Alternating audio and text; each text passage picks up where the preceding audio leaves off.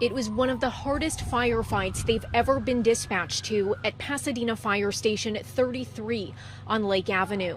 Majority of the night, it felt like we were in a position of defeat. Rich Garcia was one of the first firefighters to get to the Eaton Fire when 100-mile-per-hour winds were gusting out of the San Gabriel Mountains, shooting embers over a mile away, burning down thousands of homes in Altadena and Pasadena.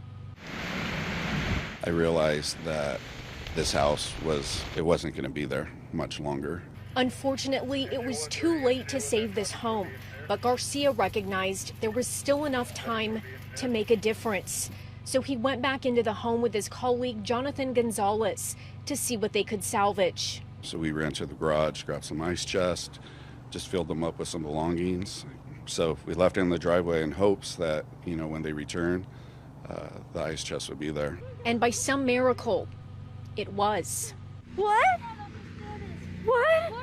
Oh my God! La foto Let de me la see. familia de Navidad. Oh my God! Boda, mi novia. Oh my God! You can hear their hearts pouring out. Clara and her mother Maria, when they found these treasured pieces of their family's history, wedding photos, childhood photos with their family in Cuba. I couldn't believe that.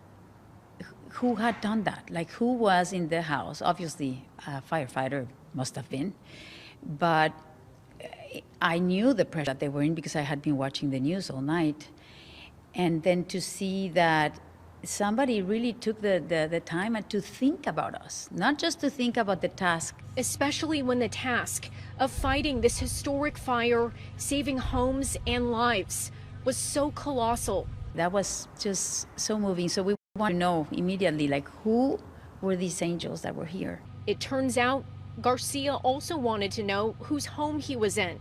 Thank you so much. You have no idea when we... So he tracked them down on social media, finding their GoFundMe account where the community has been graciously showing them support, and went back to meet them. The joy that it brought them in the midst of them losing everything else is very touching. Like, I was blown away. He says it's something first responders rarely get to see.